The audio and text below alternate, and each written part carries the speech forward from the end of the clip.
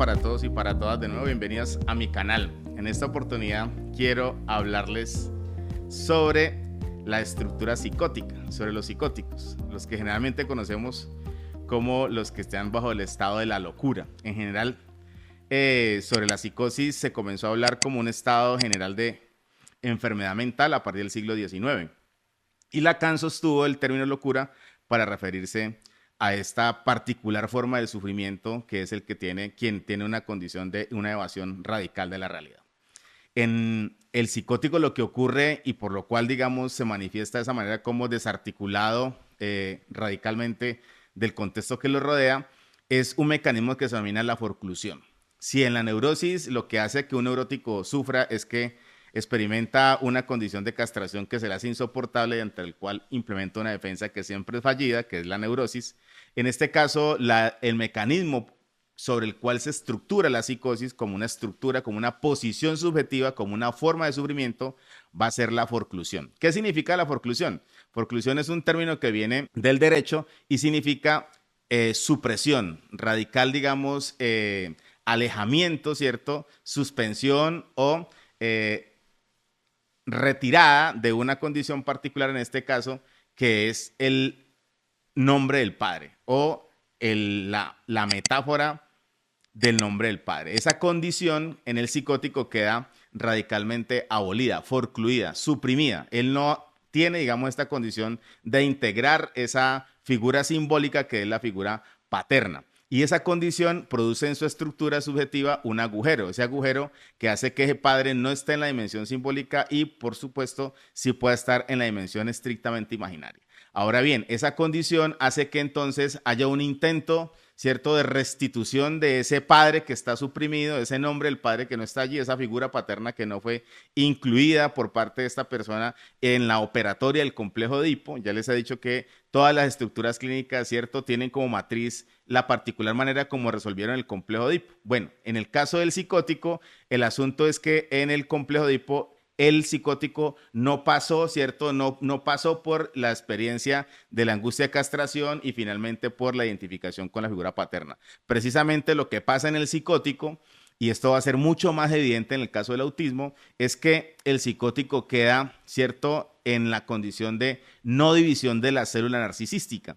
Y por eso algunos dicen que son patologías narcisísticas, a diferencia, digamos, de los que creen que el narcisismo es una forma, digamos, de la perversión. Ahora, ¿qué es lo que pasa aquí? Que la célula narcisística hace referencia a esa, digamos, vinculación, esa simbiosis que establece el niño con la madre. El niño nace y él establece o nace y se da espontáneamente una relación simbiótica con la madre, con la que además viene una relación simbiótica de carácter biológico en el útero. Pero cuando sale, pues, esa condición de dependencia que él tiene por ser un ser humano recién nacido y frágil, muy vulnerable, hace que él tenga una relación de apego muy fuerte con la madre. Resulta que la madre tiene la condición de poder, digamos, permitir o no la integración simbólica en la operatoria, ¿cierto?, edípica de el nombre del padre, o sea, de la figura paterna.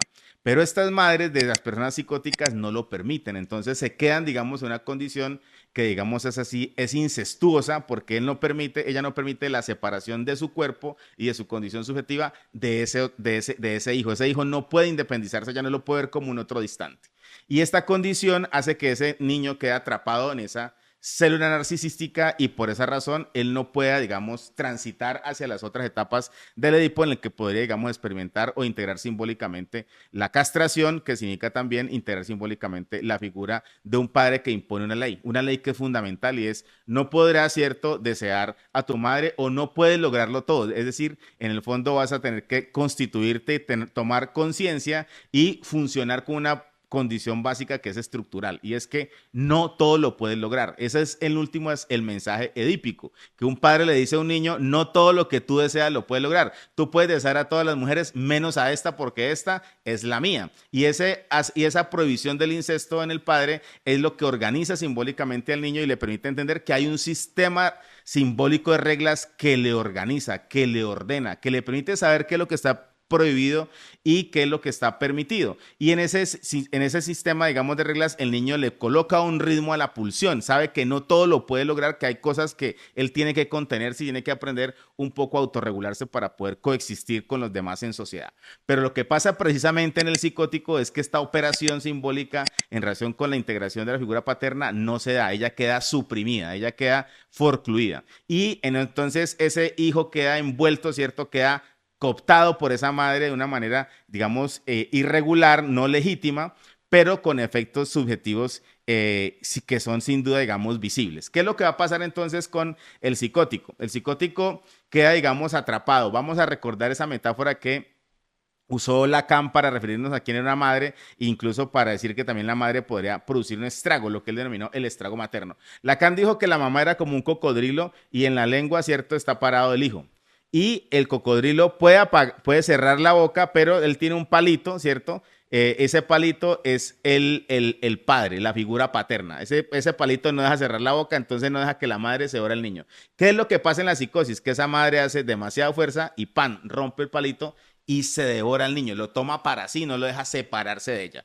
Esa condición es la que aparece, ¿cierto?, en una forma de la psicosis, digamos, más radical y más primitiva, que es el autismo. Esa madre intenta, digamos, ¿cierto?, coopta para sí ese hijo y no lo deja separarse de ella. Y ese niño, digamos, produce, digamos, una forma de la defensa y es entonces cerrarse al mundo porque es la única manera que él encuentra en la que él alcanza a protegerse un poco de esa sensación invasiva de la madre. Entonces, ¿qué es lo que pasa aquí con el psicótico? Que el psicótico forcluye el nombre del padre, no tiene, digamos, esa conciencia, no integra simbólicamente esa figura paterna y esa condición hace que él produzca un intento de restitución y ese intento de restitución o ese intento, digamos, de anudamiento a la realidad, de volverse a articular a la realidad, es lo que se produce bajo los síntomas conocidos en la psicosis, que se llaman también fenómenos elementales, que son el delirio y la alucinación.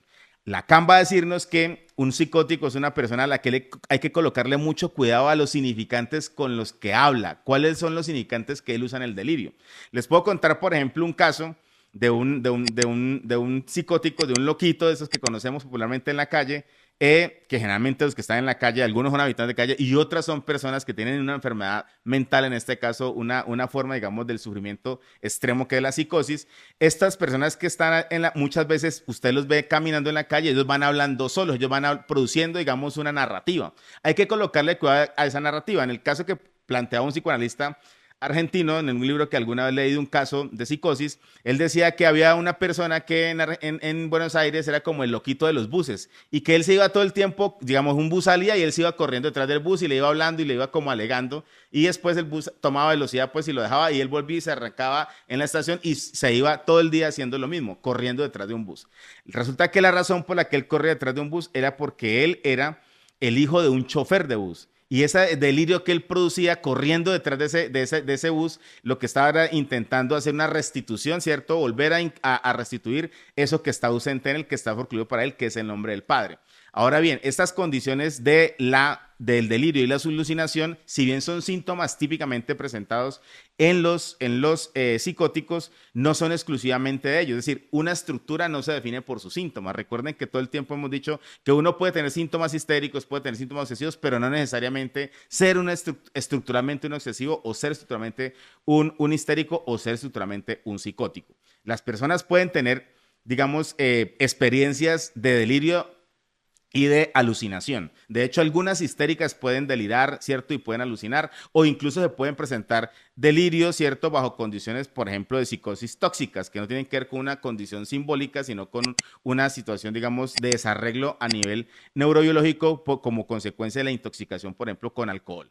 Esta condición, digamos, lo que nos indica es que los síntomas del delirio y la alucinación se pueden presentar típicamente en los psicóticos, pero no exclusivamente en ellos, pero además que no es lo único que los define.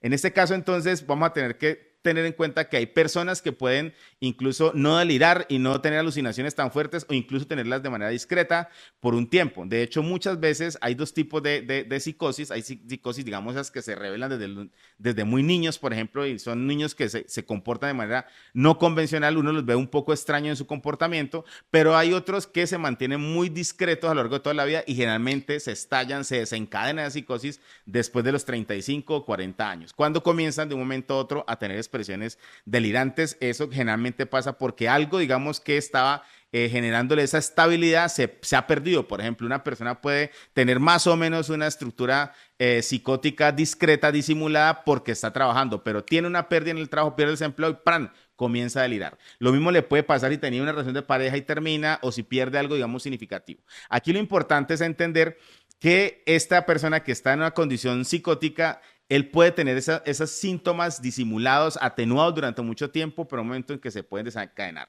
Una tercera, digamos, visión que tiene Lacan acerca de qué es lo que pasa con la psicosis es que, teniendo en cuenta que tenemos tres registros, lo real, lo imaginario y lo simbólico, él dice que el psicótico lo que tiene como problema es que no tiene algo, ¿cierto? No tiene esa condición que anilla, que anuda esos tres aros. Esos tres aros quedan sueltos y por eso es que se produce esta dimensión, digamos, del delirio y la alucinación y la evasión, ¿cierto? La condición de escape de la realidad. Esta situación lo que nos está mostrando es que hay una situación muy particular que es estructural. Y esa estructura lo que nos dice es el psicótico se porta de esa manera y esa elección es una elección forzada, ¿cierto? Derivada de esa dramática del complejo de Edipo, como ya se los expliqué. Pero el asunto aquí es que el psicótico ha hecho esa elección, por cierto, una condición de forclusión de nombre del padre y derivada, digamos, de esa no posibilidad de ese padre aparecer simbólicamente como función para dividir la célula narcisística de él con su madre y él queda atrapado en esa condición estructural de la psicosis, que es lo que después lo va a mostrar como una persona que tiene o está poseída en la locura.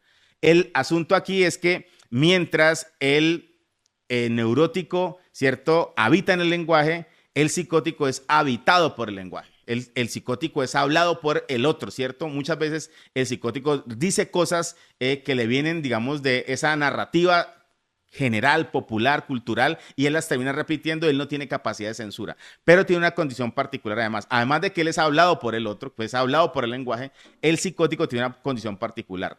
Él no duda. Si la neurosis es la estructura que se fundamenta en la duda, la psicosis es la estructura que se fundamenta en la certeza. Y eso es lo que hace, por ejemplo, que una persona, cuando en su delirio una voz le viene y le dice, mata a tu hermano, mata a tu padre, él lo mata. Porque él no tiene capacidad de dudar, no tiene capacidad de autocensurarse, decir, no, pero ¿cómo voy a matar a mi mamá? No, él una voz le dice, y generalmente es una voz que está asociada con Dios. Hay un delirio místico que es muy típico de los psicóticos, porque recuerden que Dios es el representante más grande, digamos, de la figura paterna, y él intenta en ese delirio místico restituir esa figura que precisamente él tiene suprimida en su estructura psíquica.